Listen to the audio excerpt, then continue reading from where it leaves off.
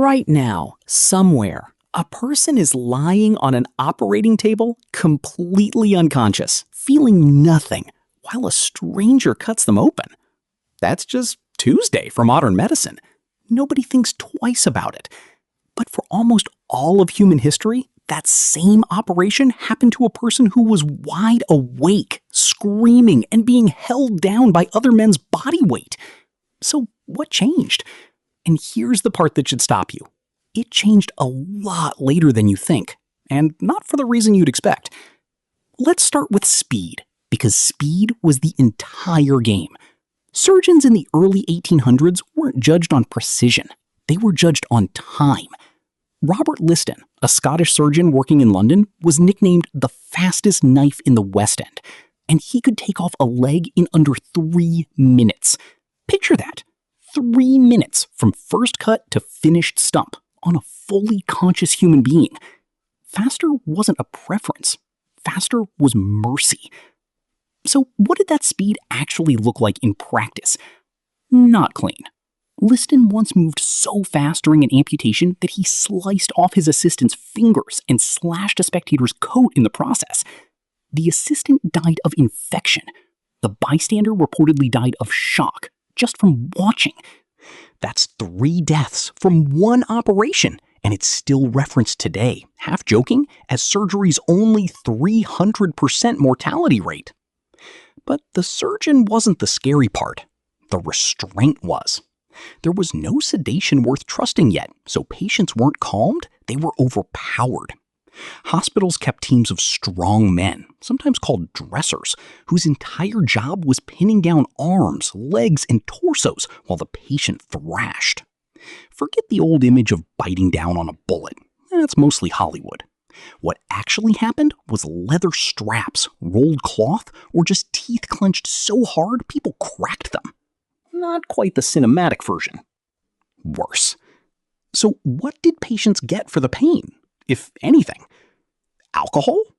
Laudanum, which was opium dissolved in wine. Enough to blur the edges of consciousness, but nowhere near enough to block the pain itself. And the dose was a gamble every time, because too much could kill a patient before the surgeon even lifted a blade. You were choosing between 2 different ways to die. And it wasn't just the pain that made surgery dangerous. It was the surgeon himself. There was no concept of germs yet, so surgeons often wore the same coat for years, stiff and dark with old blood, and treated the stains like a resume. The more caked in gore your apron was, the more experienced you looked. Nobody scrubbed their hands. Nobody sterilized a blade. A successful operation and a fatal infection often looked identical for the first few days. That's a whole extra way to die, on top of the pain. And that risk changed how people behaved. Because the death rate from surgery itself was so high, plenty of patients chose not to have it at all. They'd rather die slowly from a tumor or a broken bone gone bad than risk a faster death under the knife. Doctors of the time genuinely debated whether surgery was worse than the disease it was meant to cure. Sometimes it was. Surgeons tried whatever crude tricks they had to shave down the agony. Packing a limb in ice before amputations, cranking a tourniquet tight enough to choke off feeling along with blood flow. Neither one did much. A few extra minutes of numbness at best, before the same 3-minute cut happened anyway. Here's where it gets strange. In the 1830s and 40s, some doctors tried mesmerism, an early form of hypnosis, as actual pain control. And there are documented cases of patients undergoing real operations in a trance state, showing no visible pain response at all. It worked often enough that it had real defenders in serious medical journals. Then it got lumped in with stage psychics and quietly dropped. That's just how the story goes. And the setting made all of this even stranger. Operating rooms were called operating theaters, and that wasn't a metaphor. Paying members of the public sat in tiered seating and watched amputations happen live, the same way people bought tickets to public hangings. Surgery was entertainment with a body count. You want a first-hand account? The novelist Fanny Burney had a mastectomy in 1811 fully awake, and later wrote a letter describing it in agonizing detail. The blade, the sensation, the sound of her own scream. It's one of the only surviving first-person descriptions of the experience, and it reads exactly like you'd fear it does. Meanwhile, on the battlefield, Napoleon's chief surgeon, Dominique Jean Larrey, was performing hundreds of amputations in a single day after major battles, using mobile units he called flying ambulances. Larrey is a legitimately celebrated figure in medical history, credited as a father of modern battlefield medicine. But here's the escalation nobody talks about.